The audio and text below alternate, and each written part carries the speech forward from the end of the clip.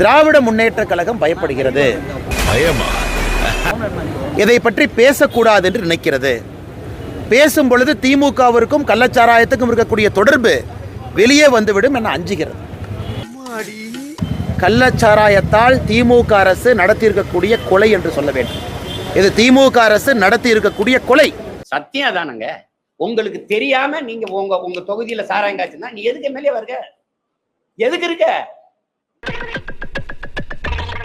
அந்த பொட்டலத்தை நீ ஒண்ணு வாங்கி குடிச்சிட்டு பாடு. உனக்கு என்ன பிரச்சனை? எதுக்கு இருக்க நீ? எதுக்கு இருக்க நீ சொல்லு. எதுக்கு மேலே வருக? கள்ளச்சாராயம் குடிக்கிறவங்க கிடையாதுங்க. இவங்க எல்லாம் டாஸ்மார்க் கடையில கோட்டர் குடிக்கிறவங்க வாங்கி 125 ரூபாய்க்கு 180 மில்லி கோட்டர் குடிக்கிறவங்க. ஒரு கட்டத்திற்கு மேல அது கட்டுப்படி ஆகல. அதனால் 25 ரூபாய்க்கு கிடைக்கக்கூடிய இந்த பாக்கெட் சாராயத்தின் பக்கம் வர்றாங்க. நீ எது கல்லு கடை திறக்க மாட்டேங்கிற? ஏன்னா உன்னுடைய ஃபேக்ட் இங்க மிடாஸ் இருக்கு, அங்க பெரிய ரெண்டு எல்லாருக்கும் இருக்கு. அம்மா கனிமொழி பேசுனதே இருக்கு. நாங்க ஒரு ஆட்சிக்கு வந்தால் எங்க திமுகவிலேயோ அவங்க சார்ந்த ஆலைகளும் மூடப்படும், டாஸ்மார்க்கும் மூடப்படும். அத வேற ஞாபகப்படுத்திட்டீங்க. நெஞ்சமெல்லாம் பொண்ணு அறக்கு தம்பி, மறக்க முடியல. கேள்வி இருந்தா கேளுங்க.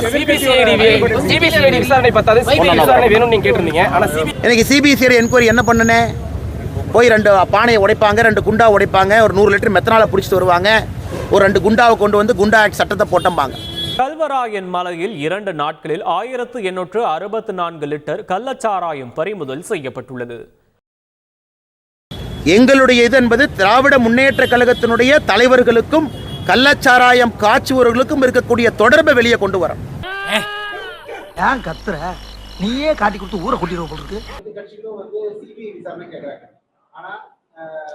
ஒரு இந்த கேள்வியில அர்த்தம் நான் புரிஞ்சுக்கிறேன். சிபிசிஐடி ஆக்ட் இருக்கு, அதுவும் முதலமைச்சர். இப்ப எனக்கு இட்லி வேணாம் அம்மான்னா, இட்லி வேணான்னீங்கன்னா என்ன பண்ணு? தோசை ஊத்துட்டா சரி, மாவு அதே மாவு தான், ஊத்துற மாஸ்டர் அது சேம் மாஸ்டர் தான். ஒரே மாவு ஒரே மாஸ்டர். அந்த போலீஸ் விசாரிச்சா என்ன? சிபிசி இதுக்கு பருத்தி மூட்டை பேசாம குடோன்ல இருக்கலாமே. இருக்கலாம். இவங்களுக்கு கொடுக்குற சம்பளத்துக்கு என்ன வேலை வாங்குறதுன்னே தெரியலையே. அதான் ஆனா இது இன்னைக்கு ஆர்கியூமெண்ட்டே கள்ளச்சாராயம் குடிச்சவங்களுக்கு காசு, அது ஆர்கியூமெண்ட் இல்லைங்கண்ணா. That is not an argument at all. கள்ளச்சாராயம் குடிச்சவங்க இறந்துட்டாங்க, நல்லவங்களா கெட்டவங்களா எல்லாம் விடுங்கண்ணா. இன்னைக்கு குடித்த பிறகு நாம போஸ்ட்மார்ட்டம் பண்ணி ஆராய போக வேண்டாம். பல வீடுகளில் நாளைக்கு காலையில் அடுப்பு எரியாது. கள்ளச்சாராய தப்பு தான், அதுக்காக எல்லாத்தையும் தப்பு தப்பு தப்புன்னே நீங்க சொல்லிட்டு போனா சமுதாயத்தை யாரு பாதுகாக்கிறதுனா? உங்களை மாதிரி மனுஷன்லாம் இருக்கனாலதான் கொஞ்சமாச்சும் மழை பெய்யுது. காவல்துறைக்கு அந்த காசு கொடுக்க முடிஞ்சது அவங்களால? அவங்களுக்கு தேர்தல் நேரம் அந்த நேரத்துல பணி செய்யறாங்கல்ல, அந்த காசு அவங்களால கொடுக்க முடிஞ்சதா? கொடுக்க முடிஞ்சதா? கொடுத்துருக்கல அப்போ. ஆனா சாராயம் குடிச்சு செத்தவனுக்கு 10 லட்சம் கொடுக்குறீங்க.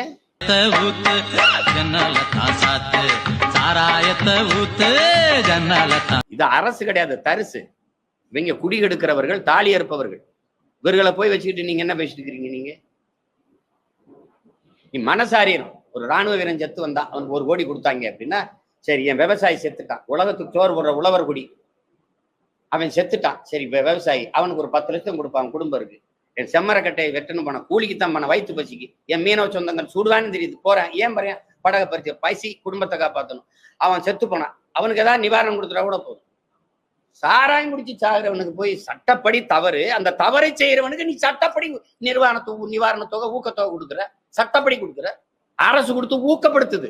குடிகாரங்கெல்லாம் குடிச்சதுக்கு அப்புறம் குழந்தையா மாறிடுவாங்க பாஸ். குடிகாரங்க ஃபீலிங்ஸே புரிஞ்சுக்க மாட்டேங்கிறாங்க பாஸ். ஒவ்வொரு குடிக்கு பின்னாடியே ஒரு காரணம் இருக்கும் பாஸ்.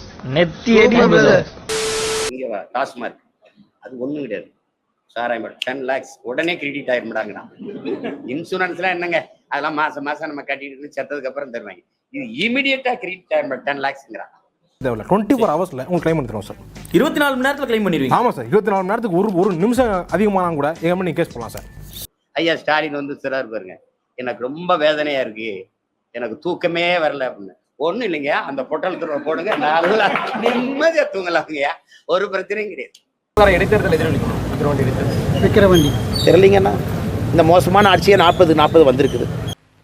அடங்கப்பா, இது உலக நடிப்புடா சாமி. அதனால் எந்த தேர்தலில் எது எதிரொலிக்கும்னு எனக்கு தெரியலீங்கண்ணா. அதனால் காசு கொடுத்தா வந்தாங்கண்ணே. பட் இருந்தாலும் மனசாட்சியோடு நிறைய பேர் ஓட் போட்டாங்கண்ணா. நமக்கு 80 லட்சம் பேர் ஓட் போட்டுருக்காங்க. உண்மையை சொல்றவங்க தெய்வத்துக்கு சமம் சொல்லுவாங்க. இவங்க 2 பேரும் மாறி மாறி உண்மையை சொல்றாங்க.